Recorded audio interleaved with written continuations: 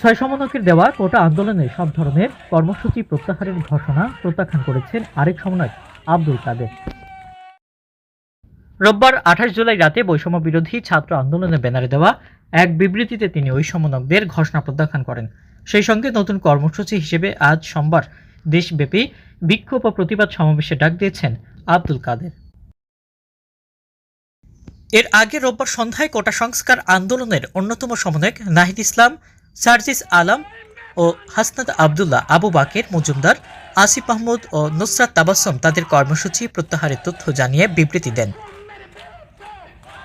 তারা 6 জনই ঢাকা মহানগর পুলিশের গোয়েন্দা কার্যালয়ে নিরাপত্তা হেফাজত রয়েছেন।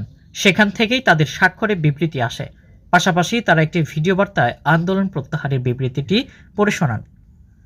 তাদের বক্তব্য প্রত্যাখ্যান করে পরে বিবৃতি দেন আরেক সমন্বয়ক আব্দুল কাদের। বিবৃতিতে তিনি বলেন, আমরা কঠোর ভাষায় বলতে চাই, আমাদের দাবি আদায় না হওয়া পর্যন্ত ছাত্র সমাজের আন্দোলন চলবে। এছাড়া অন্য কয়েকজন সমন্বয়কও তাদের ফেসবুকে পোস্ট করে দাবি করেন জোর করে ওই বিবৃতি দেওয়ানো হয়েছে, সে কারণে এটি গ্রহণযোগ্য নয়। আব্দুল হান্নান মাসুদ নামে এক সমন্বয়ক ফেসবুকে পোস্টে দাবি করেন, জিম্মি করে বিবৃতি আদায় ছাত্র সমাজ মেনে নেবে না।